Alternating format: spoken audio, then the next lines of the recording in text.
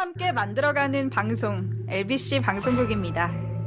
Lecture and Broadcasting for Culture. 1976년 7월부터 1977년까지 뉴욕시는 총소리 때문에 두려움에 떨었습니다. 명성을 떨칠 수 없다면 오명이라도 펼치라. 영화 시카고에서 나왔던 매우 무서운 말 기억하십니까? 오늘은 사람을 죽여서 주목받는 인물이 된 정말 아무것도 아닌 인물에 대해서 이야기를 해보도록 하겠습니다.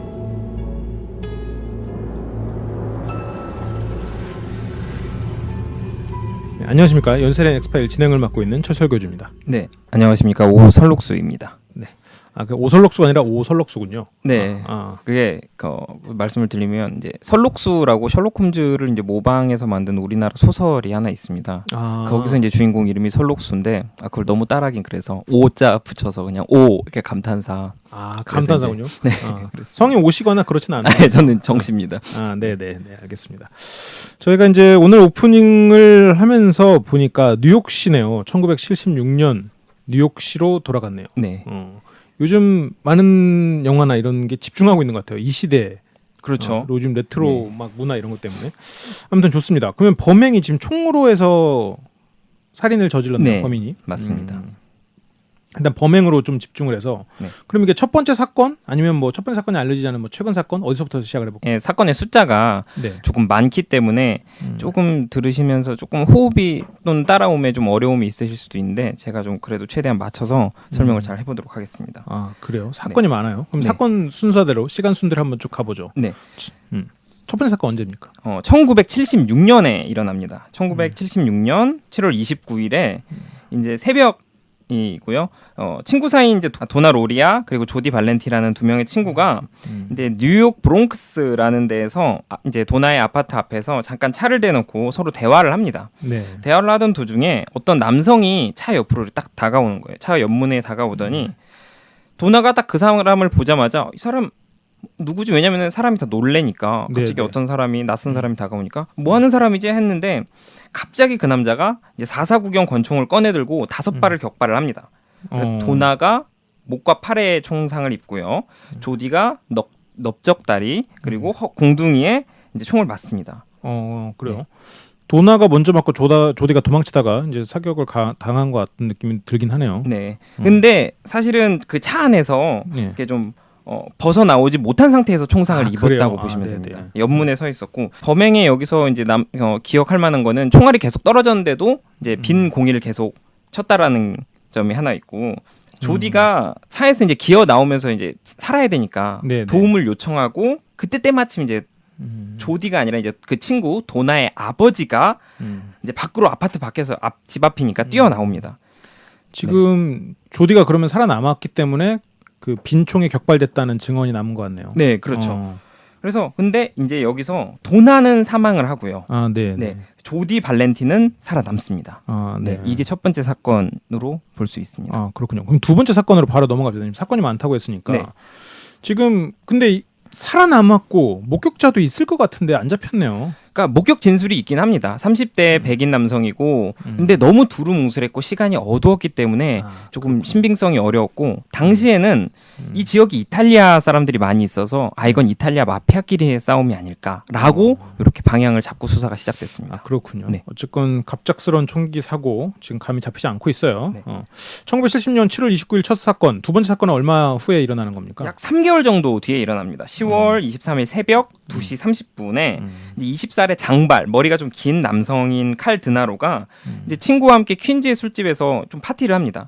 파티가 이제 끝나고 일행 중에 한 사람을 데려와서 18세의 이제 로즈마리라는 이제 어린 여성과 술집을 나와서 그 여자를 데려다 주려고 운전을 합니다. 그리고 데려다 주다가 뭐 개인적인 사정은 저도 잘 모르겠지만 대화를 하고 싶었는지 잠깐 차를 세워요. 첫 번째 사건과 유사하게 차를 세우고 그 세워진 차에 남자가 접근을 하더니 아까랑 똑같이 총을 발사를 하는 겁니다.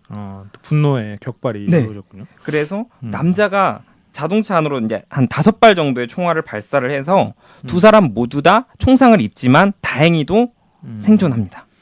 그래요? 네. 이게 막 살인이 목적이라기보다는 분노의 표출이 더 목적이었다는 느낌이 좀 들어요. 네, 지금까지 이제 분노의 느낌이 많이 보여지고 있죠. 아까 도나랑 조디는 성별이 어떻게 돼요? 죄송합니다. 도나랑 조디 둘 다 여성이고요. 그리고 그 칼 드나로는 남성, 그리고 로즈마리는 여성 이렇게 볼 수 있습니다. 저는 아까 첫 번째 사건도 혹시 이것도 혹시 커플 증오 범죄인가 했는데 또 그것도 아니네요. 네. 그럼 세 번째 사건으로 넘어가 보죠. 네, 세 번째 사건은 기간이 좀 짧아졌습니다.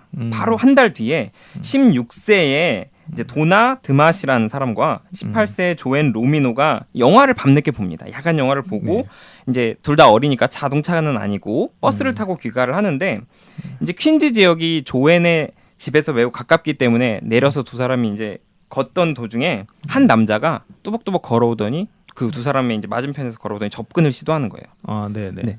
그러고 그 어두운 상황 속에서 두 사람에게 적이 아마 영어니까 뭐 excuse me 이 정도 상황이겠죠. 길을 묻는 신용을 하는 거예요. 그러더니 그 사람들이 대답하기도 전에 총을 꺼내서 발사를 합니다. 이건 또 그러면 행인을 대상으로 네. 아까는 차에 대하면 돼서 뭔가 차에 타고 있는 사람을 대상으로만 범죄를 했다. 그럼 뭔가 빈부격차?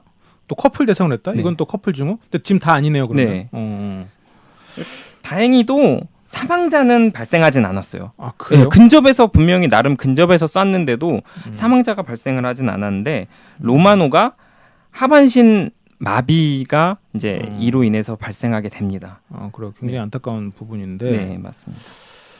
그래요. 그러면 아직까지는 지금 사망자가 한 명이네요. 네, 맞습니다. 지금까지는.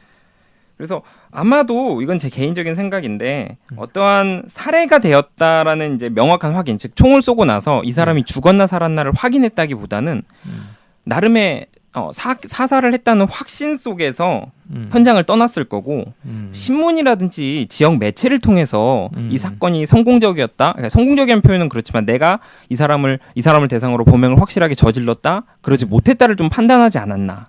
네, 이렇게 생각을 해봤습니다.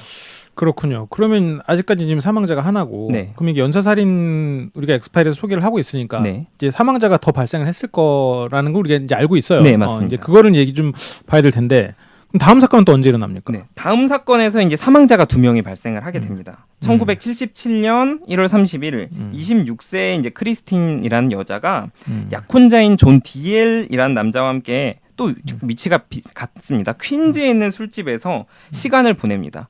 둘이 술 한잔을 하면서 시간을 보내다가 자정이 지나고 나서 그곳을 떠나게 됩니다. 그래서 둘이 서로, 그러니까 표현을 제가 좀 쉽게 하겠습니다. 둘이 서로에게 몰두를 하고 있는 동안, 네, 집중을 하고 있는 동안 한 남자가 접근을 했고 똑같이 이제 두 발의 총성이 발사가 됩니다. 대신 여기서 크리스틴만 총을 맞고요. 네, 존 디엘은 총알을 맞지 않습니다. 그리고 크리스틴이 병원에서 사망을 하게 됩니다. 그래서 이게 아까 말씀드렸던 2명의 이제 사상자 중에 1명이 발생하게 되는 겁니다. 아, 그렇군요. 네. 그 후로는 그러면 사건이 더 이상 일어나지 않나요? 사실은 이 사건이 총 6명의 사상자를 발생하기 때문에 아직까지는 조금 많이 남아있다고 보시면 되고 좀 안타까운 사건입니다.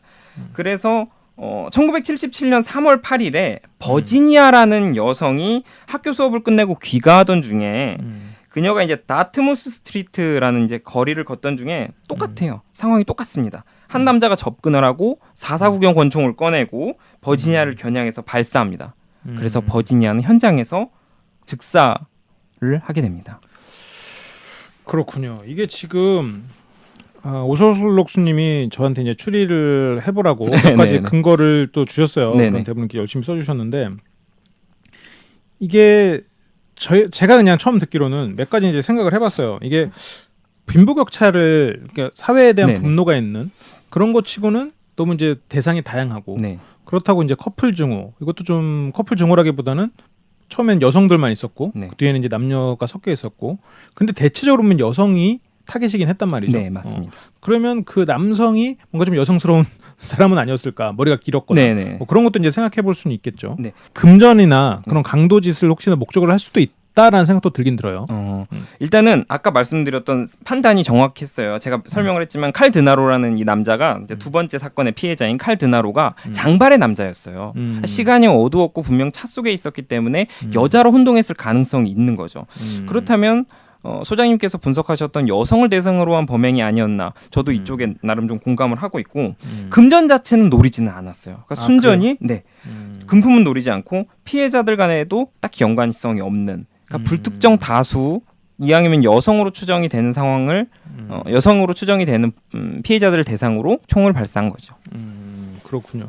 근데 이게 이런 식의 여성을 대상으로 한 범죄들은 대개 성적으로 문제가 있는 남성일 가능성이 굉장히 크잖아요. 네. 우리가 이제 많이 해봐서 많은 연쇄살인범을 봐왔기 때문에 그거는 알겠는데 그러기엔 지금 사망자와 가해자가 네. 거리가 좀 있단 말이죠. 그렇죠. 그러니까 살해의 거리가. 네, 맞습니다. 그러다 보면 그래서 이제 금전이 아닐까라고 생각했는데 처음에 이제 분노의 격발을 보면 여성에 대한 분노 그렇다고 해서 뭐 고문을 하거나 이 사람이 뭐 성적 쾌감을 느낀 것 같지는 네. 않고 그런 부분에 있어서 약간의 그 지금까지 연살인마랑은 약간의 차이가 있긴 있구나라는 생각이 들긴 듭니다.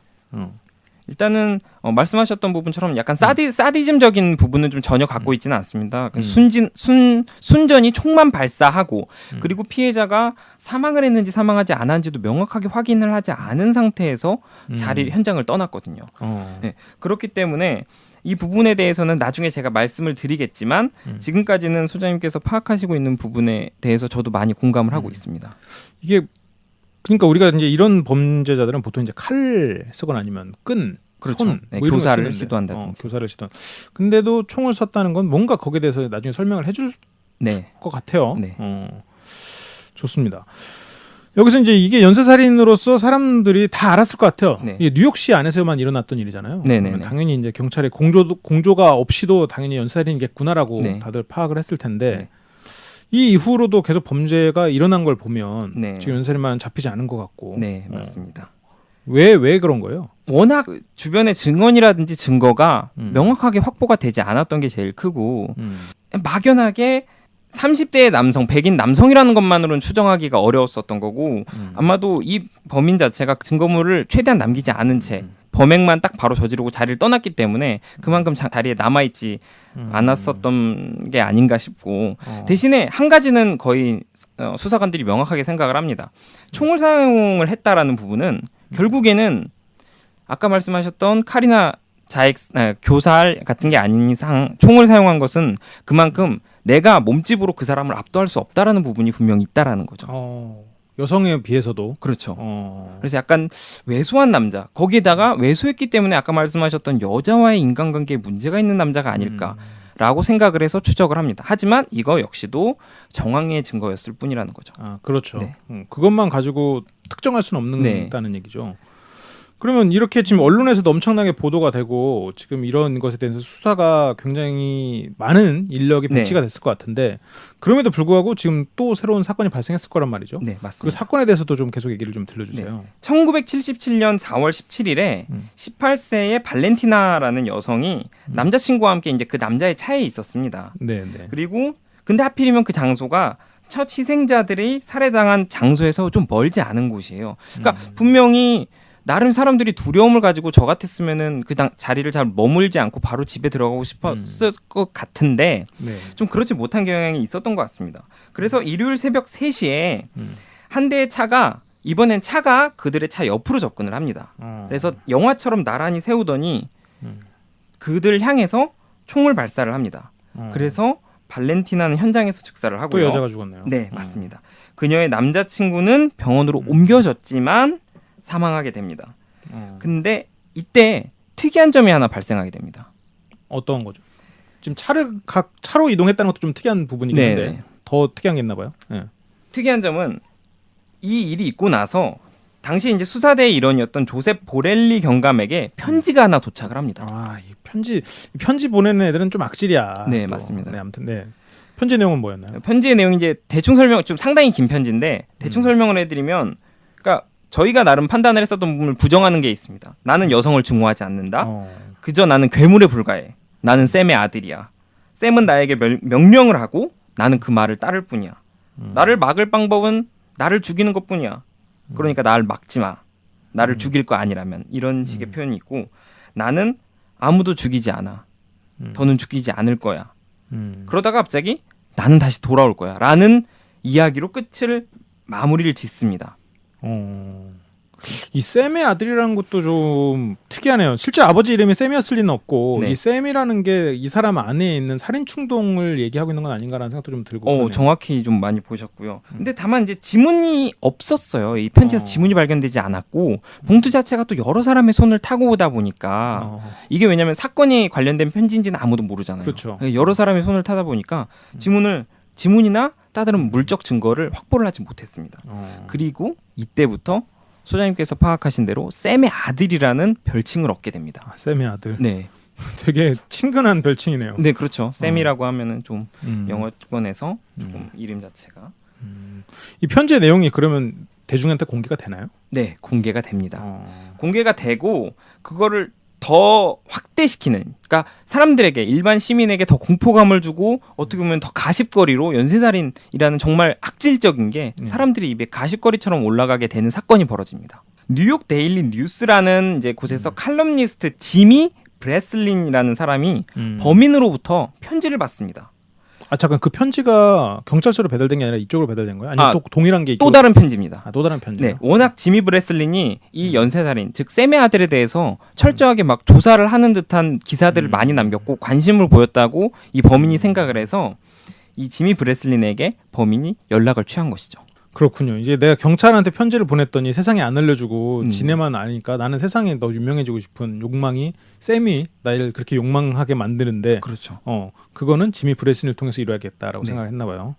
그래서 이게 중요한 거는 이래 놓고 이 신문이 그러니까 신문의 편지 내용을 실었기 때문에 신문이 무려 111만 6천 부 이상이 팔려 나갑니다. 이게 나름 기록을 세우게 됩니다. 당시에. 그렇군요. 100만 부 이상이 이 당시 뭐 지금보다 인구가 적었을 테니까 엄청난 비율이었을 것 같아요. 네. 아 그래요. 이게 참 독자의 알 권리 아니면 뭐 이렇게 기자들이 뭔가 알 권리라는 목적으로 이 수사를 방해하는 경우도 있고 이런 혼선을 빚게 하는 거 아니면 이런 황색 언론이라고 그러죠. 이런 게 확실히 그 범인의 자존감을 높여주는 것 같아. 자존감을 높여준다고 해야 되나? 아니면 범인의 목적을 돌려서나마 이뤄주게 하는 거잖아 이게. 그렇죠. 관심을 더 받게 만들어주는 거죠. 조명을 그쪽으로 몰아버리는 거죠. 범인한테 되게 맛있는 음식을 던져주는 느낌. 괜찮네요 표현이.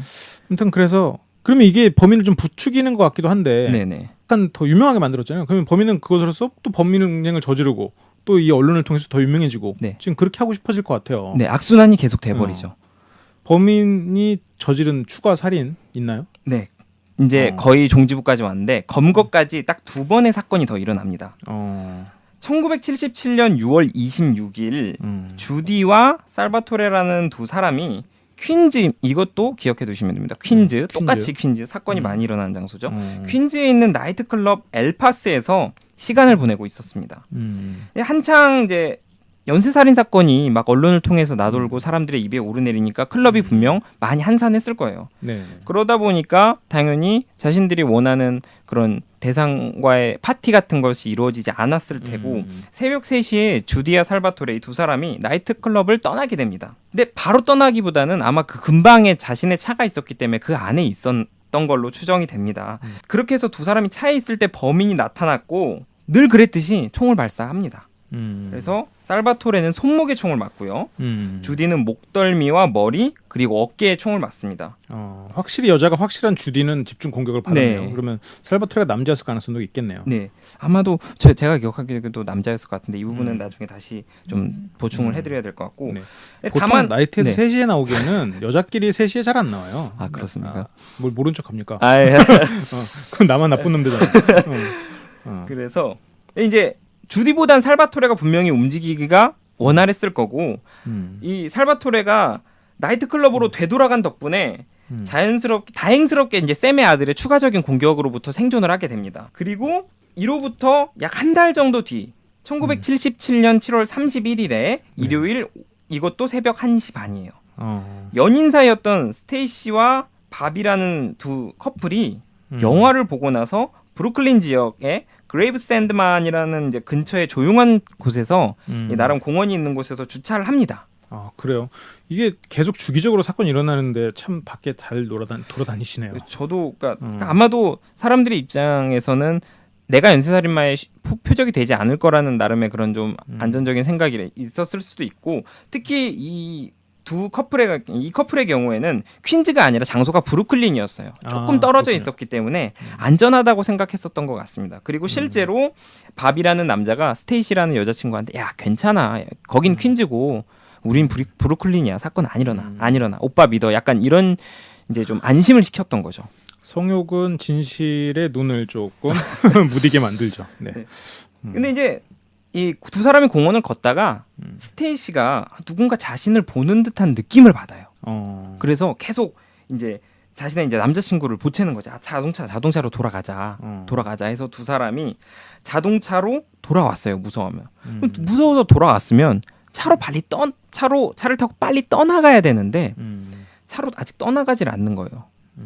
그때 범인이 접근해서 똑같이 방아쇠를 당겼고 바비는 얼굴에 2번, 스테이시는 머리에 1발을 맞습니다. 바비가 남자죠? 네. 스테이시는 사건 발생 38시간 후에 사망하게 됩니다. 이 스테이시가 가장 마지막 희생자가 되죠. 그래요.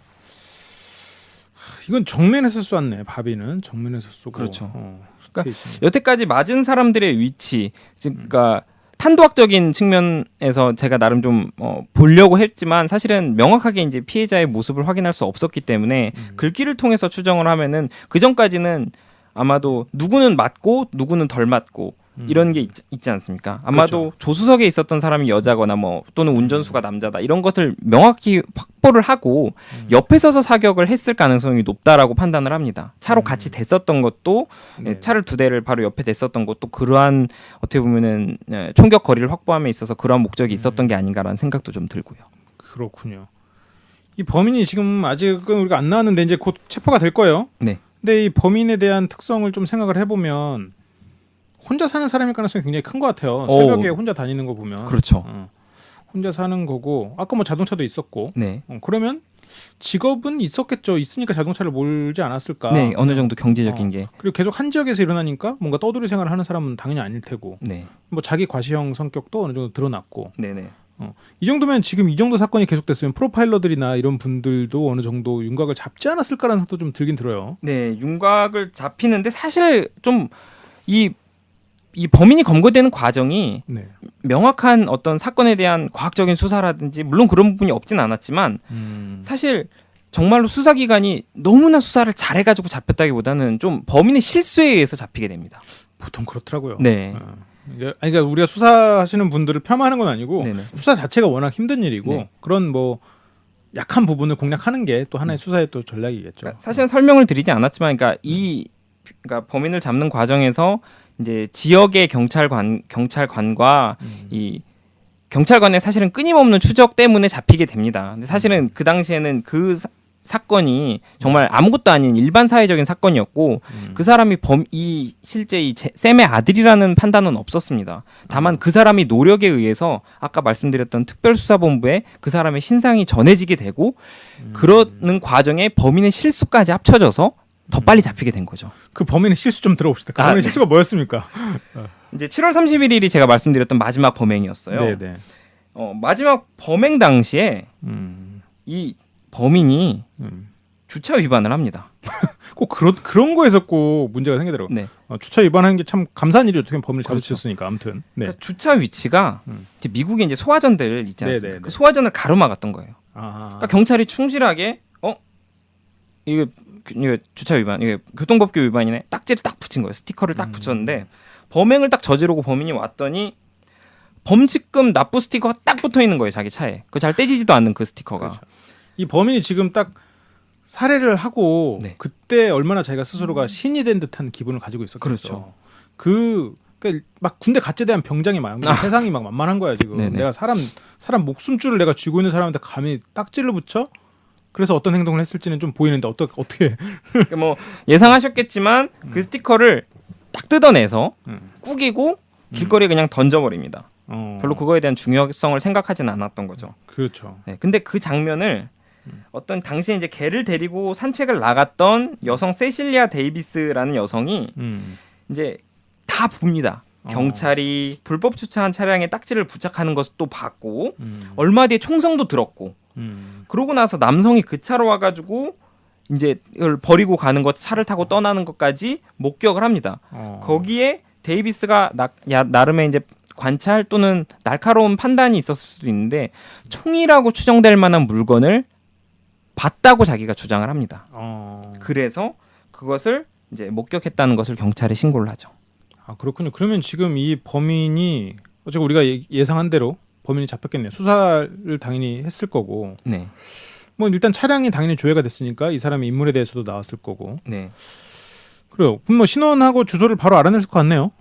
근데 이제 바로는 아니고 네네. 이제 아까 범행이 일어났던 건 7월 31일이고 경찰이 이제 근방에서 발부된 건 이제 주차 차량에 대한 스티커도 조사를 하고 신원과 주소를 알아내는데 그 시간이 이제 조금 있었고 며칠간의 기간이 있었습니다. 그 이유는 좀 나중에 설명을 해드리고 8월 10일에 오후 10시에서 차량에 탑승하려는 범인을 검거했고요. 그 차 안에서 449경 권총과 총알이 가득한 가방 그리고 추가 범행을 예고하는 중요한 편지까지 차 안에서 발견을 하게 됩니다. 이건 뭐 일단 빼도 박도 못하는 네. 증거는 다 나왔는데 이걸 잡기까지 10일이나 걸렸다는 게 저는 조금 이해가 안 가긴 합니다. 개인적으로. 그러니까 데이비스라는 아까 그 개와 산책을 하던 여성이 모든 것을 다 봤는데 사건에 얽매이는 것을 좀 두려워했어요.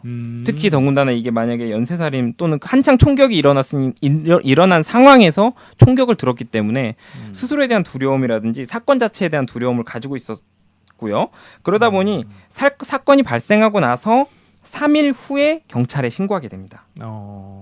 그렇군요. 거기서부터 이미 3일이 까였구나. 네. 그러면 지금 뭐 바로 형 같은 거 이렇게 좀 말해줄 수 있나요? 네, 형은 이제 365년형을 선고받습니다. 뭐 오래 살면 나와서 햇빛을 볼 가능성은 없겠죠. 네. 그런데도 나름 뻔뻔하게 2004년과 2006년 물론 가석방을 신청할 수 있는 권리는 누구에게나 이제 그 규정을 보시면 있다고 되어 있습니다.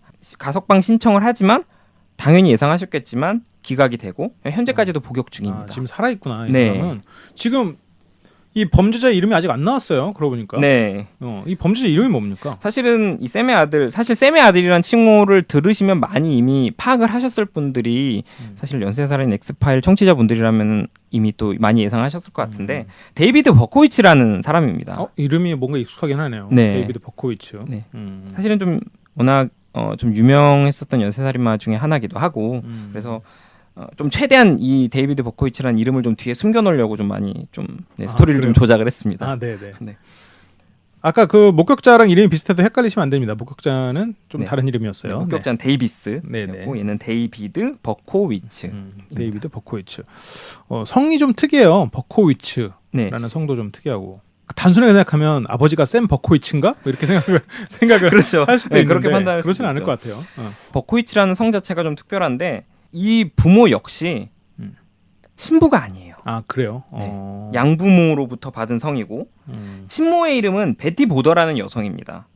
이제 그녀가 자라왔었던 환경 자체가 이제 당시 미국의 대공황이 일어나고 있을 당시여서 상당히 어렵게 성장을 했고 성인이 되어서 이탈리아인 이제 토니 팔코와 결혼을 해서 이제 딸을 낳는데 이 결혼이 뭐 순탄치 않습니다. 그렇겠죠. 네. 뭐 힘들었을 테고. 네. 그래서 이 이탈리아인 토니 팔코는 떠나고요.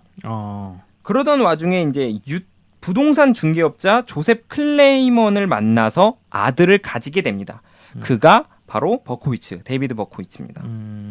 근데 이제 이 클레이먼 역시 책임을 지지 않습니다. 너 나랑 살려면 이 아이 다른 데 보내줘 라고 이렇게 아기를 포기하라고 베티에게 협박을 합니다. 자기 친자식인데도. 그렇죠. 그러면 아이를 낳고 버리나요? 그래도 나름의 이제 베티 보더가 이제 이게 나름의 스스로 좀 이렇게 판단을 했을 수도 있다는 생각이 드는 게 자식의 인생보다 또는 뭐 자신의 인생을 생각했을 수도 있지만 좀 그런 이기적인 면이 있겠지만 어쩌면 자신보다는 어쨌건 정상적인 가정 환경은 자기가 아니었으니까 자신보다는 더 좋은 환경을 제공해 줄 수 있는 양부모 밑에서 자라는 게 이 아이를 위해서 이로울 것이라고 판단을 했다. 근데 사실 이것도 변명이죠. 그렇지만 그렇죠. 네, 그렇게 판단했을 것이라고 생각을 하고 태어나지도 않은 버코위치의 양부모가 되어줄 사람을 찾아다닙니다. 그래도 뭐 어쨌건 버코위치에 대한 책임감은 없지는 않았네요. 네. 어머니로선. 그래서 찾습니까? 네, 그래서 이제 찾은 부부가 버코위치 부부. 딸은 이제 아들 자식이 없었던 부부고요. 그래서 1953년 6월 1일 이제 뉴욕 브루클린에서 태어났고 친부모에게 버림을 받았지만 그래도 바로 입양이 됐다라는 점. 예, 그 부분이 이제 어린 시절에 이제 갓 태어났을 때의 모습입니다. 아니 근데 이런 얘기만 들어보면 입양도 굉장히 그 친모가 책임감 있게 진행을 했고 태어나자마자 입양을 시켰을 만큼 갓난아기 때부터 키웠으면 아무래도 아이에 대한 애착도 있었을 거고 그렇게 막 학대를 받고 살았을 것 같지는 않은데. 네, 그러니까 친모가 스스로 사실은 발품을 팔아서 어떻게 보면 배가 불러 있는 상태로 발품을 팔아서 양부모를 구한 거잖아요. 예. 그렇기 때문에 사실은 많은 사랑을 받고 자랍니다. 그리고 당시 자랄 때만 해도 또래보다 몸집이 컸고 7살 때 IQ 테스트를 했더니 이제 118점. 그래도 이제 그렇게 이제 보통보다는 조금 높은 점수가 나왔습니다. 그런데도 성적은 늘 좀 미달인 부분이 있는 겁니다. 아마도 그냥 제 생각에는 그냥 좀 잘 노는 걸 좀 좋아하는 아이가 아니었나. 또래보다 덩치도 크고 또래들이랑 좀 치고받고 노는 걸 좀 좋아하는 아이가 아니었나라고 생각해 볼 수 있습니다. 집중력이나 수능도가 낮은 아이였을 가능성이 또 크고요. 네, 뒤에 정확하게 보셨네요. 뒤에, 그래요? 뒤에 그런 얘기가 나오긴 하는데. 그래서 근데 이 아이가 자라면서 이 부모가 통제하기 어려울 정도로 좀 악동적인 경향을 보여줍니다. 그리고 다른 아이들과 어울리는 방법도 좀 미숙했고 그런데다가 이 아이가 조금 통통해서 덩치가 크다고 그랬지. 많이 놀림을 받습니다. 그래서 스스로 생각하기에 자신은 친구들과 다르고 난 좀 덜 매력적인 존재야라고 이렇게 스스로 좀 생각하는 경향이 생기기 시작합니다. 우리가 처음에 얘기했던 왜소한 체구 이거랑은 좀 다르네요. 네, 그 부분에 대해서는 나중에 설명을 해드릴 수 있지만 사실은 범행을 저지를 때 당시만 해도 키가 176 정도에 몸무게가 60kg밖에 안 되는 왜소한. 그렇구나. 네, 당시 이제 외국의 이제 미국의 평균으로 따지면 분명히 왜소한 측면이 있었던 거죠. 근데 이때 당시에는 좀 덩치가 컸고 살집이 좀 있었던. 실제 사진을 보시면 아시겠지만 좀 살집이 있는 범인이라는 걸 알 수 있습니다. 아무튼 알겠습니다. 그러면 일단 지금은 뭐 악동 그리고 인간관계가 좀 미숙한 뭐 그런 정도 같은데 지금 뭐 연쇄살인마라고 그 어린 시절 치고는 그냥 무난한 느낌이 좀 있어요. 네. 근데 이제 이 버코이치 부부가 자식이 없었고 또 이 부부 역시 일단 유대인이라는 것도 있었지만 사실 그것보다도 이 부부 역시 좀 사회성이 높은 부부는 아니었어요.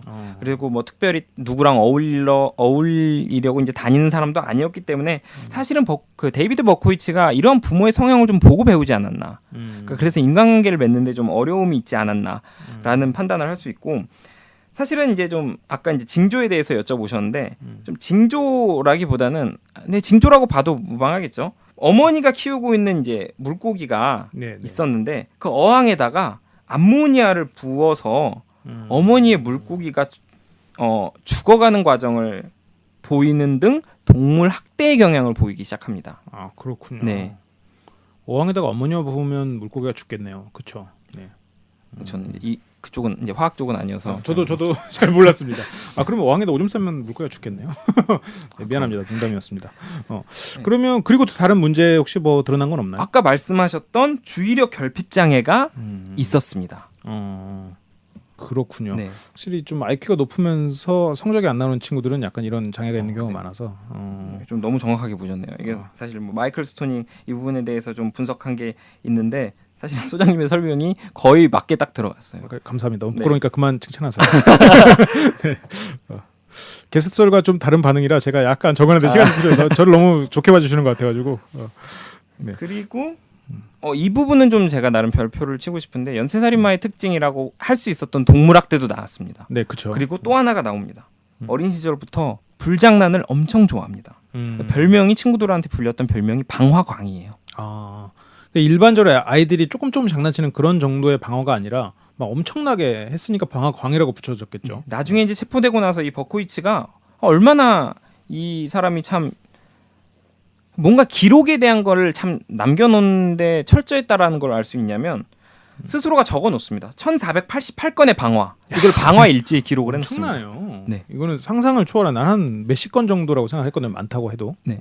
그리고 화재 경보기 이제 저희 좀 악동들 같은 경우에 어렸을 때 이제 장난으로 눌러보지 않습니까? 그거 역시 오작동 경험만 수백 번이라는 겁니다. 그 장난만. 네.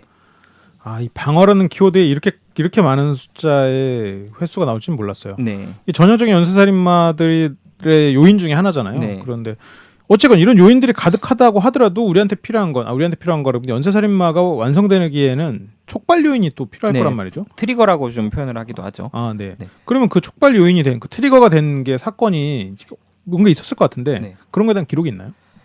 일단은 양모였던 어머니 펄 버코위츠가 이제 유방암 환자였습니다. 근데 이제 이게 1967년에 재발을 하는데 아버지가 그러니까 아버지와 어머니가 아이한테 좀 정이 있는 부모는 맞지만 뭔가 살갑다는 느낌은 아니었던 것 같은 게 여기서 드러납니다. 그러니까 아버지가 아들에게 어머니가 왜 아픈 건지 어떻게 아픈 건지 설명을 잘 안 합니다. 그렇군요. 근데 그 보통 잘 안 하긴 하는데 아무튼. 근데 그거를 이제 데이비드 버코이치는 어머니가 이제 병에 시달리는 모습을 이제 돌아가실 때까지 그대로 지켜보고요. 14 네. 몇 살에 준 거예요? 14세? 네, 14세 14세. 양모가 이제 사망하게 됩니다. 그렇군요. 네. 그럼 아버지는 이제 둘이 살아가는 거예요? 그런데 이제 1971년에 아버지가 재혼을 하게 되는데 재혼을 해서 떠납니다. 그래서 18살에 데이비드가 뉴욕에 그대로 혼자 남겨집니다. 그러니까 물론 제가 이제 외국의 마인드를 갖고 있지는 않지만 그러니까 이 당시에 분명히 18세라는 나이는 성인에 가까웠다 생각을 해서 네네. 떠난 부분이 있지 않았나라고 좀 판단을 해볼 수 있을 것 같습니다. 그렇죠. 그러니까 우리나라에서 혼자 이렇게 버려진 것보다는 조금 더 독립에 가까운 네. 개념일 것 같긴 해요. 뭐 혼자가 됐어요. 그러면 지금 거의 학업도 끝나가는데 네. 그러면 여기서부터 사건 일어날 때까지의 시간은 어떻게 보냅니까? 이 부분이 좀 많고, 그러니까 그만큼 이 데이비드 버코이치가 좀 에피소드가 많은 인물입니다. 그러니까 1971년에 여름에 이제 군대에 입대하고 여기서 좀 우수한 사수로서의 좀 역량을 보여줍니다. 그리고 우리나라랑 좀 관계가 있는데 한국에서 10개월간의 복무를 합니다. 한국에서? 네. 군대 이제 미군에 들어가서 우리나라에서 10개월간 복무를 하는데 이때 처음으로 자기 일생에 딱 처음인 손에 꼽을 딱 한 번의 성관계, 성경험을 얻게 됩니다. 한국에서? 네. 뭐 예상을 하셨겠지만 뭐 미군이 들어왔으면 어떤 관계 때문에 성관계를 이제 하게 됐는지는 뭐 이미 예상을 하실 거라 생각을 하고. 전 모르겠는데요. 그런가요? 기록에 따르면 네. 기록에 따르면 이제 그런 이제 윤락업소. 근데 이제 여기서 처음으로 성관계를 했는데 바로 성병을 얻어버리는 거예요. 그렇군요. 네. 그 여성에 대한 분노가 여기서 이제 쌓였다고 핑계를 댈 수 있겠네요. 네. 그래서 이제 3년간의 복무를 하고 돌아왔고 분명 이런 군 경험이 있으니까 경비원 쪽에서도 일을 할 수도 있었고 그 다음에 그 경비원 일이 끝나고 나서는 택시 운전사 등의 이제 좀 일을 합니다. 그리고 이러는 과정 속에서 한 가지 에피소드가 발생하게 되는데 자기가 입양하라는 사실을 이때 알게 됩니다. 그래요? 난 전부터 알고 있었는 줄 알았네. 전혀 몰랐던 거죠. 그랬구나. 네, 워낙 그만큼 태어나자마자 입양이 됐기 때문에. 네, 하긴 그렇죠. 네. 그러니까 당연히 내가 이제 입양하라는 사실을 알면 분명히 친부모가 누군지 찾아 나서게 되지 않습니까? 그렇죠. 네. 친부모를 찾았구나. 친부모를 찾아서 어머니 베티와 만나게 됩니다. 그래서 자신에 대한 출생의 이제 진실을 듣게 되는데 여기서 되게 극적인 장면이네요. 근데 이거 사실은 좀 뭐 감동적인 모습이라고 볼 수도 있죠. 이 범인이라는 점을 빼면. 그런데 여기서 베티가 그런 얘기를 합니다. 널 낳은 건 사고였고 절대 일어나서는 안 될 일이었고 실수였고 내가 원한 일도 아니었어라고 불평을 합니다. 그리고 데이비드 버코이치도 자기가 어떻게 보면 찾고자 했었던 친모를 찾았기 때문에 좋은 모습을 보여주고 싶은 겁니다. 네. 자기가 성병이 있다든지 그런 뭐 내가 경비원의 일을 한다 이런 게 아니라 나는 상냥한 어머니의 아들이에요라는 모습을 어떻게 보면 양모에게 보여주지 못했던 모습을 더 보여주려고 네. 그런 애정에 대한 모습, 상냥한 모습을 어머니에게 보여주려고 하는데 이게 사실은 원래 그런 성향이 아니라 그러니까 이 데이비드 버코이치가 원래 그런 성향이 아니다 보니까 이런 연기를 하는데 힘든 겁니다. 뭔가 상황이 그려지긴 하는데 어쨌건 그 어머니가 데이비드 버코위치를 버리고 입양 보내고 네. 굉장히 힘든 삶을 살아왔고 그리고 자기 뭐 남편한테 막 학대까지는 아니어도 굉장히 그 분노가 조절이 안 되는 그런 노인원이 된 것 같아요. 그러니까 기록은 정확히 되어 있지는 않지만 저도 비슷하게 생각을 하고 있습니다. 그러니까 분명히 이 아이가 태어날 때만 해도 양부모를 찾아놨던 부모가 이렇게 막 표현을 하는 것을 보면 그렇죠. 분명 그 과정에 우리가 좀 파악하지 못했던 부분이 있지 않았나라고 생각할 수 있습니다. 그럼에도 불구하고 데이비드는 착한 연기를 했으나 그게 뭐 얼마나 가겠어요가 네. 되는 거죠. 거기서부터 지금 데이비드의 지금 이게 퍼즐이 맞춰지는 건가요? 그러면? 그렇다고 볼 수 있습니다. 그러고 이 친모를 결국 떠나게 되고요. 홀로 남겨지는 시간이 많아지다 보니까 더욱 반사회적 성향이 더욱 드러나게 됩니다.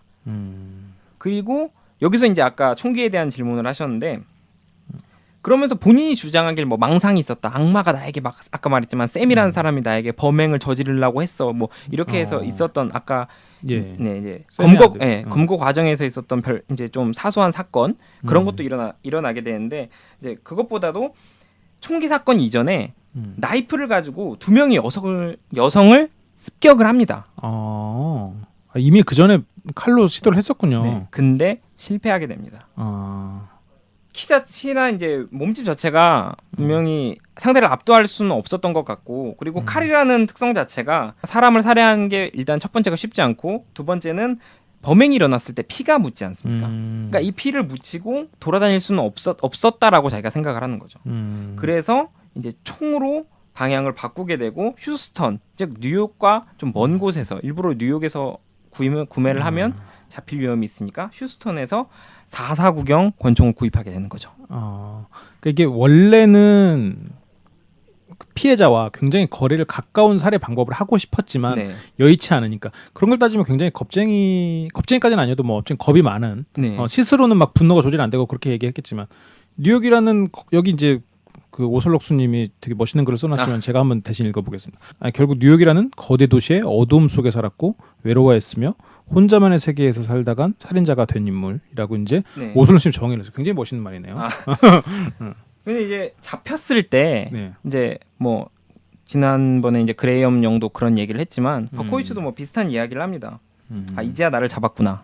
왜 이렇게 오래 걸린 거야? 라는 뭐 말을 하면서 잡혔다고 합니다. 또 허세 한번 또 네. 부렸군요.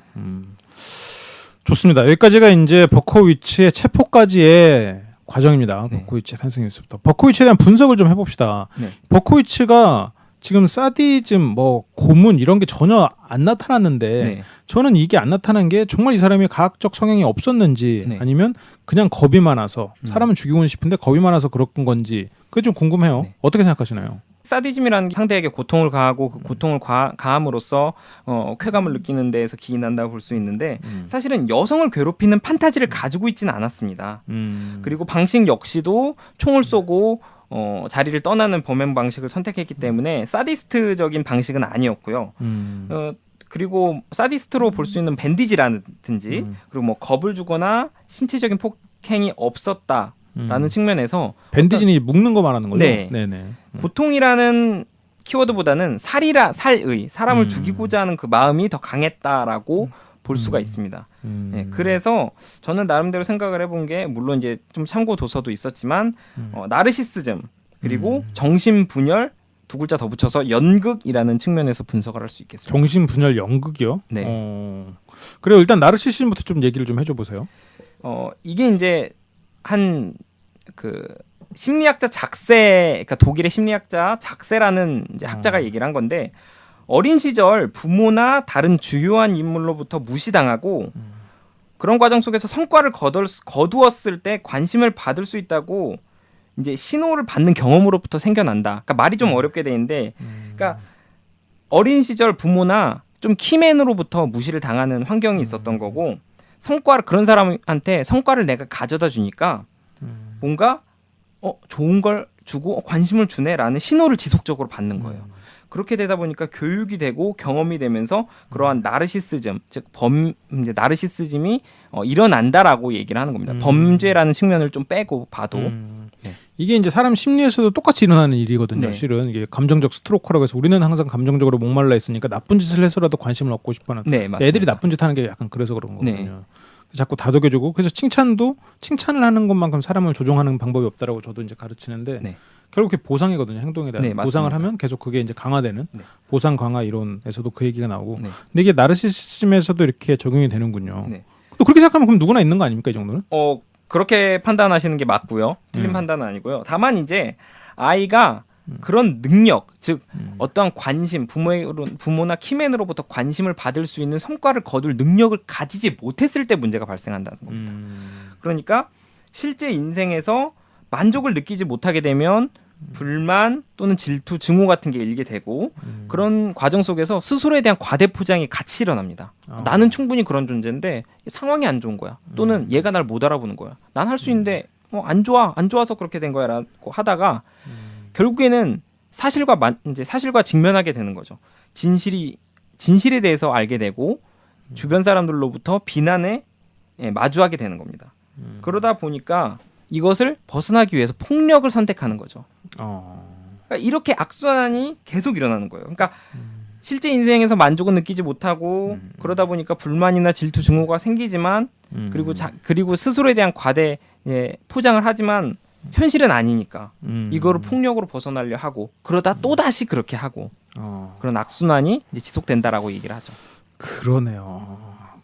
자신을 과대 포장해서 뭔가 그 갭을 메우려고 하고 네. 그게 이제 진실하고 직면하게 됐을 네. 때 자신의 부족함을 깨닫고 그걸 폭력으로 벗어나려한다.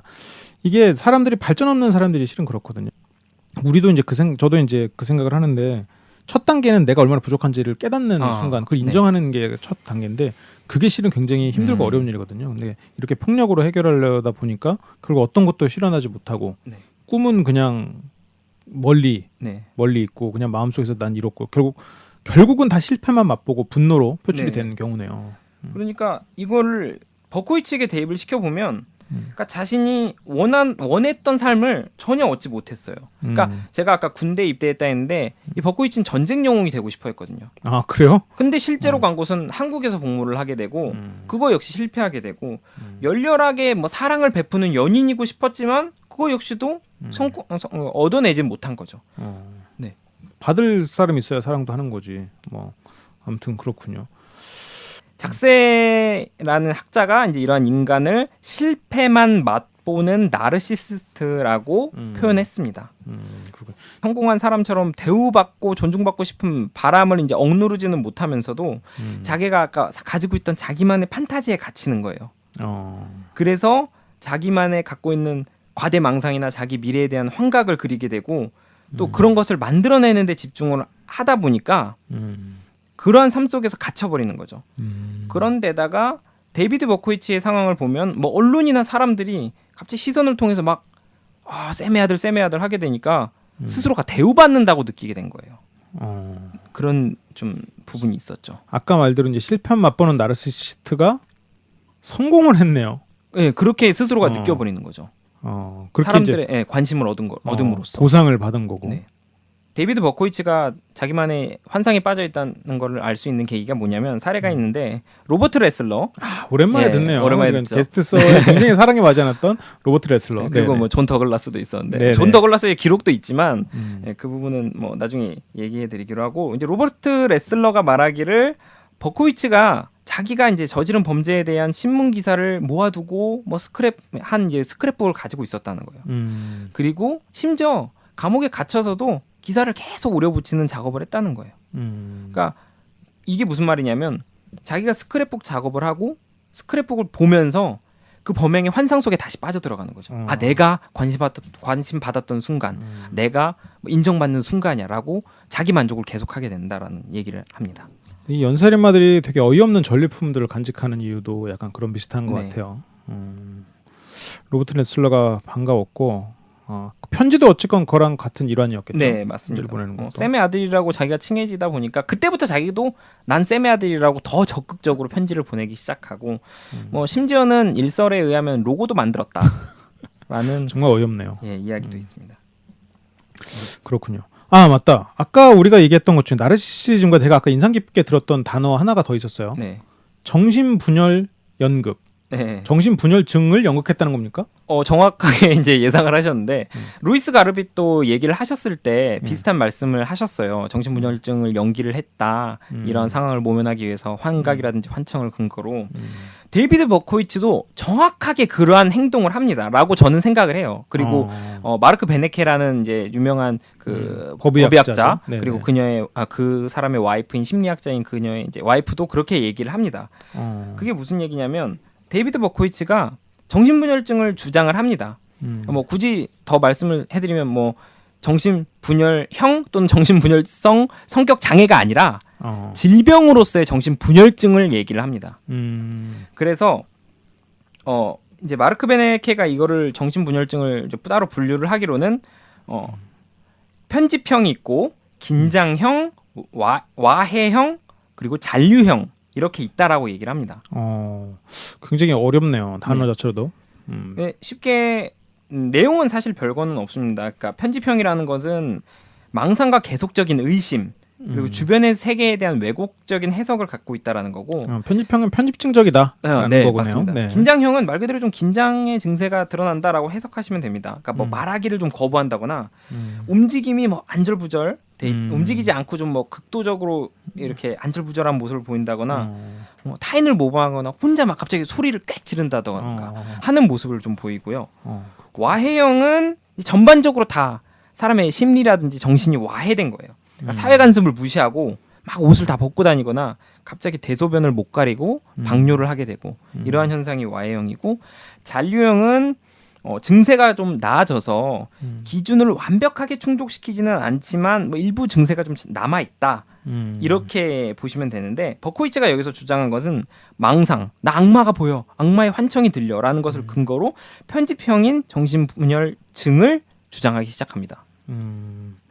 뭐 악마의 이야기 여기서 지금 분류된 거 편집형, 긴장형, 와해형 그리고 잔류형 이렇게 비교해봤을 때 버코이츠의 주장은 확실히 이제 편집형에 가까운 것 같긴 해요. 네. 근데 재밌는 게 사실은 편지를 버코이츠가 보냈을 때도 그렇지만 뭐 악마라든지 쌤이라든지 그런 이야기를 하기 시작하는데 네. 감옥에 갇혀 그러면 이 사람이 정말 정신분열증이 맞다면 감옥에 갇혀서도 그 증세가 보여야 되는데 감옥에서는 악령의 메시지를 말하는 등의 모습을 보이지 않는 거예요. 그리고 심지어 이게 이제 증세가 심해지면 약물 치료가 있어야 되는데 약물 치료도 안 했는데 체포하고 나서부터 뭐 환청이라든지 악마를 보았다는 주장을 잘 하지 않는 거예요. 그러니까 체포돼서 감방에 들어가 있을 때부터. 어차피 이제 의미가 없다는 걸 깨달았나 보네요. 네. 그래요. 그럼 엄치건 지금 오슬록수님 말대로 잡힐 걸 대비해서 미리 그 쌤이라는 존재를 만들어내고 그때부터 정신분열을 연기했다. 그러면 이것도 좀 이상하긴 한데 어쨌건 정신분열을 연기한 반사회적 성향을 가진 사람이다라고 볼 수 있는 건가요 지금? 그러니까 제가 생각하기에도 사실은 이 부분이 좀 기록된 부분마다 어떤 데는 정신분열증을 정말 겪었다라고 표현을 하는 책들도 있고 뭐 마르크 베네케가 대표적으로 그렇게 기록하지 않았습니다만 저도 그렇게 생각을 하고 정신분열증을 좀 연기한 측에 가깝다라고 생각을 합니다. 그러니까 사실은 여기서 이제 버코이츠가 잡혔을 때 왜 날 이제야 잡았냐라는 좀 허언증적인 모습을 보이지 않습니까? 그러니까 사실은 어떤 부분에서 잡힐 걸 예상을 했었던 게 아닌가. 그러면 내가 잡힌다? 그러면 내가 재판을 받을 때 나는 정신적으로 아파라고 주장을 한다면 그러니까 루이스 가라비토가 그러했듯이 조금 내가 이 형벌이 감경되지 않을까라고 생각했었던 게 아닌가라고 저는 좀 판단을 하고 있거든요. 그렇군요. 이제 오슬록수님의 생각은 그렇고 저 같은 경우는 개인적으로 과연 연쇄살인마 이렇게 범죄를 저지르는 사람이 잡힐 걸 생각했을까 생각하면 그것도 아닐 것 같기도 하고 아무튼 그런 여러 가지 생각들이 좀 듭니다. 그래요. 그리고 뭐 지금 이런 것에 대해서 지금 반사회적 성향을 가진 그리고 이런 걸 연기했다. 혹시 좀 특별한 다른 이유가 있지는 않았을까 하는 생각도 좀 들어요. 대표적으로 이제 또 나오지만 로버트 레슬러가 쓴 살인자들과의 인터뷰에서 그 내용이 기록이 되어 있는데 그러니까 로버트 레슬러가 딱 이 사람과 인터뷰를 시작하면서 야 사건에 대해서 얘기를 해보자 했더니 막 개가 어떻고 악마가 어떻고 하는 얘기를 막 시작하는 겁니다. 로버트 레슬러가 사실은 나름 FBI에서 전문가고 프로파일링의 전문가니까 그런 얘기 할 거면 나 자리 뜬다. 그런 얘기 하지 마라. 내가 알고 싶은 거는 샘의 아들이니 말하는 괜히 하는 게 아니라 이 사건에 대해서 명확히 알고 싶다라고 이제 좀 어떻게 보면 압박을 합니다. 이런 얘기할 거면 나 자리 뜰 거야. 인터뷰 안 해줘. 라고 얘기를 하니까 어떻게 보면 사실 이 버코이치에 대한 관심을 로버트 레슬러가 뺏어가려고 한 거죠. 그러니까 좀 이용했다고 볼 수도 있는데 그러니까 버코이치가 말하기를 사실 이제 한숨 쉬고 거기에 기록된 내용을 보면 한숨을 쉬고 쌤의 아들이니 말하는 괜히 하는 것은 구형을 피해 보고자 하는 그런 자신의 쇼 또는 그러기 위해서 만들어낸 것이라고 이제 얘기를 했다라고 기록을 합니다. 아, 직접 그렇게 얘기를 한 거예요? 네, 로버트 레슬러가 그렇게 기록을 했으니까. 로버트 레슬러가 압박을 잘했네요. 그런 걸 따지면. 네. 좋습니다. 그래서 뭘 또 알아냈나요, 로버트 레슬러는? 그러니까 오히려 뭐 자기가 무엇을 하는지, 그러니까 정신분열 이제 증을 앓고 있는 사람이 자신에 대한 좀 어떤 일을 하고 있다라는 게 명확하게 좀 알기가 어렵다, 뭐 그런 얘기가 있는데, 그러니까 그런 것보다, 그러니까 그런 것을 떠나서 자기가 무엇을 하는지 명확하게 안다라는 거예요. 내가 누구를 죽였고 왜 쐈고, 오히려 여자들을 쏘는 이유가 자기가 여자들과 원만한 관계를 유지하지 못하는 자신의 무능함 때문에 내가 범행을 저질렀다. 그렇게 얘기를 하고 어떻게 보면 굉장히 냉정히 판단을 하고 있네요. 그렇죠. 그러니까 분명히 뭐 이전에 어린 시절에도 내가 뭐 친구들과 좀 성격이 달라 이렇게 했었던 거 보면은, 그러니까 어떤 부분에서는 좀 인정을 하면서도 또 인정을 하지 못하는 그런 면모가 있지 않았나, 그렇게 보일 수 있습니다. 정신 이상 살인범이 아니란 얘기죠. 네. 그러니까 뭐 범행을 보시면 아시겠지만 철저하게 기회를 노립니다. 사람이 다니지 않을 시간에 사람이 적게 다닐 만한 공간에서 총으로 사격을 하고 도망가고, 심지어 절호의 기회가 아니면 범행 시도조차 하지 않고, 그러니까 심지어는 이 데이비드 버코이치가 현장에 이제 다시 왔었다라는 증언을 확인할 수 있습니다. 왜 왔겠느냐라는 부분이죠. 그러니까 뭐 우리가 이제 옛날에 보면 범인은 범행 현장에 다시 와 이런 얘기를 하는데, 네, 그게 이제 죄책감 때문이 아니라 그것을 통해서 다시 한번 환상을 일으키고 싶은 마음이 있었다라는 거예요. 추억의 장소. 네. 그래서 뭐 어떤 기록에 따르면 거기에 와서 자유행위를 했다, 뭐 이런 내용도 있는데, 존 더글라스, 네, 이제 아까 제가 오늘 다 나오네요. 네, 존 더글라스가 다음과 같은 얘기를 합니다. 그러니까 밤에 적절한 대상을 찾지 못한 경우에는 과거의 범행을 저지른 장소를 찾아가서 예전에 권총 방아쇠를 당기던 순간에 느꼈던 성적 충만감과, 그 표현이 이렇게 되어 있습니다. 힘찬 감정을 떠올리며 자위를 했다라고 그렇게 이제 존 더글라스가 말을 합니다. 그러니까 그만큼 철저하게 계획을 했고, 그만큼 그 범행 현장에 대한 환상 속에 살고 있는 범인이라는 거죠. 정신 이상자라기보다도. 그러네요. 그 뭔가 그 쾌감 체계가 확실히 엄청나게 다른 것 같네요. 네. 알겠습니다. 그러면 오늘 준비한 내용은 여기까지. 네, 여기까지고, 제가 최근에 이제 드라마를 하나 좀 봤습니다. 네네. 리퍼 스트리트라는 드라마인데, 네. 거기서 이제 이런 얘기를 하나 합니다. 그러니까 사람이 나쁘게 태어나는 거야라고 누가 이렇게 얘기를 하니까, 거기에 나오는 등장인물 중에 한 사람이 어떤 얘기를 하냐면, 어떻게 태어나느냐가 아니라 태어나고 나서 세상을, 그러니까 주변 사람들이 세상을 악마의 창으로 보게 하느냐, 천사의 창으로 보게 하느냐에 따라서 그 사람이 어떻게 되는지가 결정된다라고 얘기를 합니다. 그래서 조금 뭐 이전에도 그랬지만 많은 연쇄 살인마들이 좀 그런 좋지 못한 창으로 바라보게 된 게 있지 않았나. 그래서 좀 이 버코위치도 사실은 그런 사람의 일부가 아니었나라는 좀 생각이 들어서 좀 소개해드렸습니다. 그렇군요. 연쇄살인 엑스파일에서 다루는 주제와 굉장히 일치하는 부분이 있는 네. 것 같아서, 그런 주제를 또 얘기할 수 있는 그런 범죄자인 것 같아서 또 얘기가 길어졌네요. 또 범행 행각도 평소와 우리가 얘기했던 거는 약간 차이가 있고. 좋습니다. 혹시 다음 시간 예고 가능한가요? 예고가 조금 어려운 것 같습니다. 제가 좀 선정을 하는 데 있어서 사실 좀 어려움을 많이 겪고 있고, 나름 눈높이를 맞추고자 어려움을 겪고 있기 때문에, 그러니까 데이비드 버코이츠도 사실은 소개를 하면서 고민을 많이 했어요. 너무나 잘 알려진 인물이기 때문에 고민을 하고 있고, 아마 이번에도 좀 잘 숨겨진 연쇄살인마가 아니라 알 법한 연쇄살인마를 좀 기존의 그런 소개됐었던 범죄 심리학적인 측면에서 조금 더 다각적으로 분석해 보는 게 어떨까라고 생각을 해봤고. 네네, 좋습니다. 네. 좋아요. 그러면 오늘 연쇄살인 엑스파일 방송은 여기서 마치도록 하고, 유튜브로 봐주고 계신 분들, 그리고 팟캐스트로 듣고 계신 분들 모두 감사하고, 혹시 유튜브에서 LBC 방송국 혹은 연세인 엑스파일 검색하시면 LBC 방송국 채널에 나와요. 다른 방송들도 많으니까 꼭 보시고 구독도 좀 눌러주시고 그러시면 감사하겠습니다. 네, 그리고 범죄자에 대한 제보를 하고 싶으신 분들은 유튜브 댓글, 팟빵 댓글 아니면 뭐 팟캐스트 댓글 다 환영하고 뭐 개인적인 제보를 원하시면 제 개인 메일 gagblack@naver.com 개그블랙 네이버요. 그리고 보내주시면 되겠습니다. 네, 그럼 여기서 방송 마치죠. 혹시 네. 더 하고 싶으신 말 있으신가요? 아, 없습니다. 네, 알겠습니다. 오슬록스님 오늘도 굉장히 수고하셨습니다. 감사합니다. 네. 즐겁네요. 네, 고생하셨습니다. 네, 그럼 여기서 마치도록 하겠습니다. 다음 주 만나요. 안녕. 네, 안녕히 계세요.